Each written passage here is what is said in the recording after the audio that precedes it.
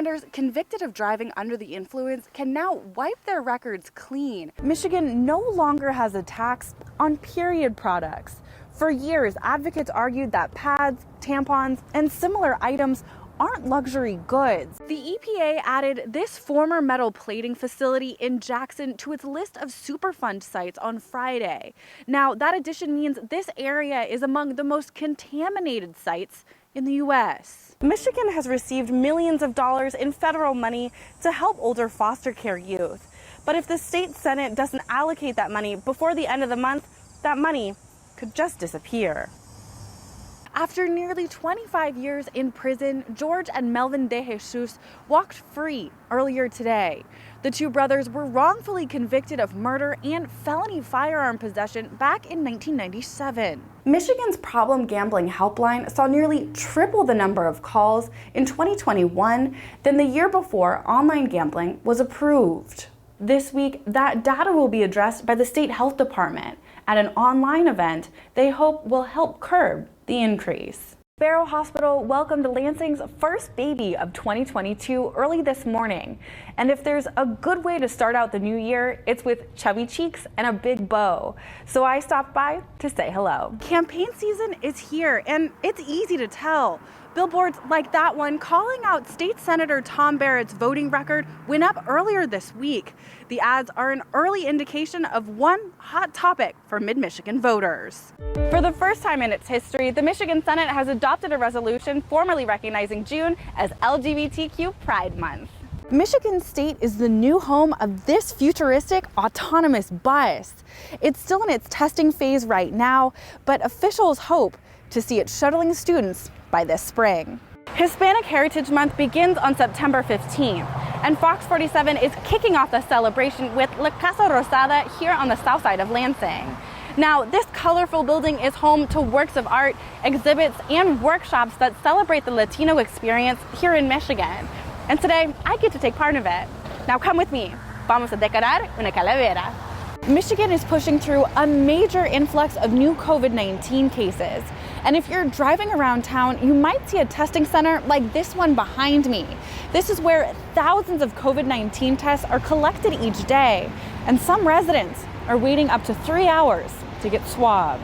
Despite frigid temperatures, hundreds of spectators turned out for Grand Ledge's first parade of 2022. The Open My Door campaign created this replica solitary confinement cell to make a point about a practice widely used in Michigan prisons.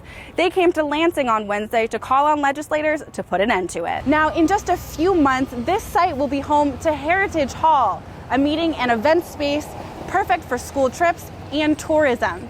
Now, there's still lots of work to do, but I got a sneak peek. Let's take a look. Community members gathered in Lansing Saturday to talk about the high rates of gun violence in the city. Residents tell me they want to see the police work on better engagement with the community and respond to issues with love, not force. Members of Michigan Caregivers United are gathered on the Capitol steps today. You can see them behind me. They're here to rally against a set of proposed changes to Michigan cannabis laws. Health officers in mid-Michigan are receiving an increasing number of threats over COVID-19 mask mandates for schools. In fact, over the summer, one West Michigan health officer was nearly run off the road. And just last week, during a public comment session, a Barry-Eaton County health officer was threatened with a gas chamber and even a citizen's arrest. Good morning, Mid-Michigan, and happy post-election day. The races for 2nd and 4th Ward have officially come to a close, and in both cases, the incumbents have kept their seats.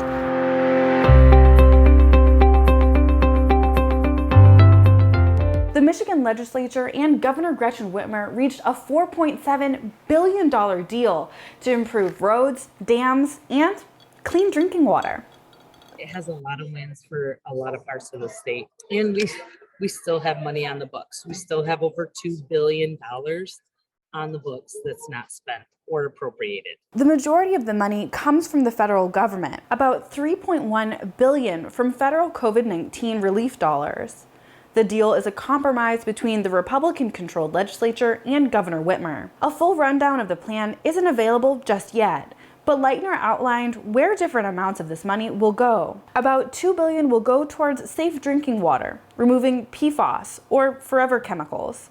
and removing lead pipes. $380 million will go towards improving state and local roads and bridges, and another $250 million to expand broadband. This was a huge, huge undertaking, and that's why it's so important for us to slow things down and make sure that we get input from around the state, the legislative process, the House, the Senate, the stakeholders, people who are really affected, the people of our state, and then ultimately the governor's office, because the governor has the final say on whatever we do, and only working together can we accomplish this. A signature from the governor is expected as soon as later today, before the legislature breaks for their spring break recess.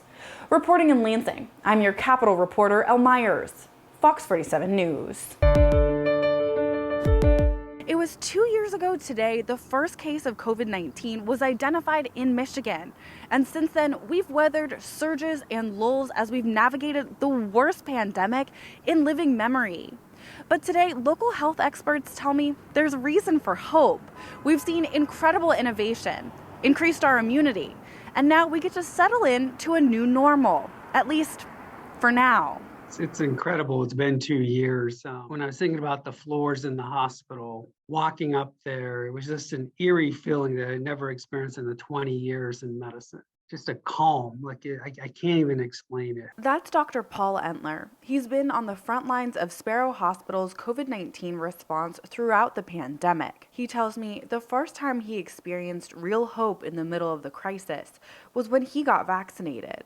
It was surreal when, I took my vaccines, watched others take vaccines, patients take vaccines, and then starting to see the decline again. Since the beginning of the pandemic, Michigan has seen more than 2 million cases and more than 32,000 deaths. But behind those grim numbers, we've also seen incredible medical innovation. We're in a better place than we have been before. And in large part, that's because we have tools available to us now that we didn't have 2 years ago or even a year ago. Today, we have access to safe and effective vaccines, medicines that help reduce the severity of the virus, and tried and true mitigation strategies. In other words, things are looking up, but that doesn't mean the virus is going away. When the national media has been talking about some of these things, it's really been portrayed as a straight line to the finish. Things are going to get better, and then the pandemic will be over, and we won't need to talk about COVID anymore.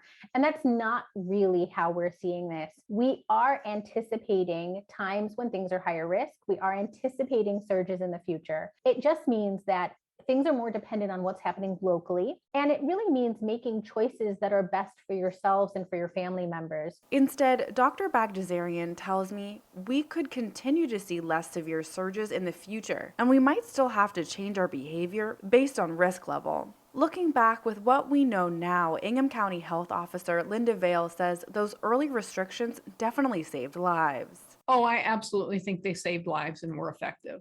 It's unfortunate that there are a lot of people out there that don't think that and don't see that. But that's what public health is. Now, experts agree. They expect to see COVID-19 hang around and even see surges. But 2 years in, we've got quadruple the tools to beat it. For now, reporting in Lansing, I'm your Capitol reporter, Elle Meyers, Fox 47 News.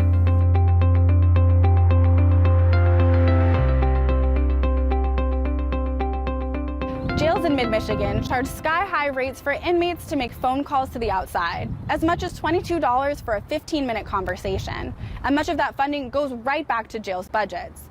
A Fox 47 News investigation found that local jails receive hefty commissions and, in some cases, signing bonuses worth tens of thousands of dollars.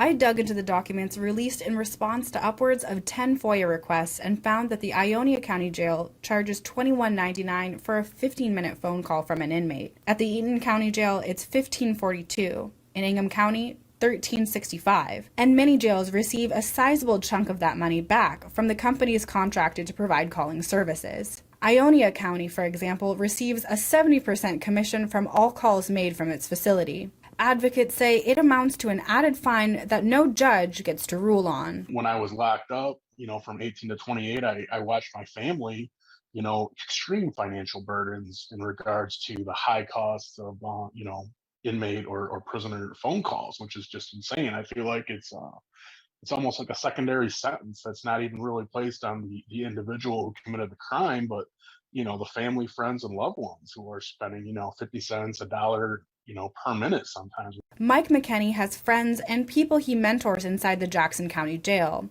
and has paid hundreds of dollars to talk with them. Turned out it was somewhere around $15 for a 15-minute phone call. Well, you can't accomplish much in 15 minutes. McKinney said that the families of inmates are often the ones who can least afford to pay high prices to talk with their loved ones. What happens is, at least my experience with these families that were involved with this guy, is that they had to go in debt in order to make that work. And many people held at local jails have not been convicted and are being held before their trial or until they can make bail. I did learn that the prices of phone calls at prisons have gone down in recent years because of caps on the cost of prison phone calls imposed by the Federal Communications Commission and new legislation. But those reforms have yet to reach county and city-run jails. It was exceedingly expensive. Local sheriffs argue that the cost is so high to keep calls secure and to monitor inmates. Now, it's really important for us to be able to monitor the calls because there's all sorts of things that occur as a result of inmates talking with people on the outside. Now, it could involve escape plans, it could involve witness intimidation, things of that nature. But Wanda Bertram, who works with the Prison Policy Initiative, said that's not the reason why inmate phone calls are so expensive. So it does not actually have to do with the overhead costs of providing a prison and jails with telephone service. The Prison Policy Initiative has been researching the cost of inmate phone calls for several years and has found that calls are so pricey because of the commissions for jails outlined in their contracts. Yes, there are overhead costs, but they don't justify the amounts that these companies are charging. And a key part of those bids that the companies send in is a part where they say, we will kick back X% of the revenue to you, the jail, or you, the prison. Commissions vary between facilities, but for instance, the Jackson County Jail receives a 60% commission for their contract with Securus Technologies. They also received a $75,000 signing bonus for their first-year contract, according to documents released to Fox 47. Do you think it's fair to charge these prices? I don't feel that that is appropriate. I want people to be able to have access to their family, to their clergy, to their attorneys. I still want to be able to make sure that we're safe and the facility is secure, and we're doing the best that we can to ensure that that safety continues. But Schuette's perspective is not shared by other sheriffs. Livingston County Sheriff Mike Murphy said in a statement to Fox 47 News that the funds are used to pay for inmate services, even hosting, quote, Christmas in the jail, where they provide inmates pop, pizza, and candy. But inmates in Livingston County pay less than other jails, $3.15 for a 15-minute phone call. And McKinney says despite the additional services, the cost to call loved ones is prohibitive. More than that is the idea of it's not the way you treat people. You don't treat people as if they don't deserve to be communicated with. Want to find out how much a call from a jail costs near you? Find out at fox47news.com. In Ingham County, I'm your neighborhood reporter, Elle Meyers, Fox 47 News.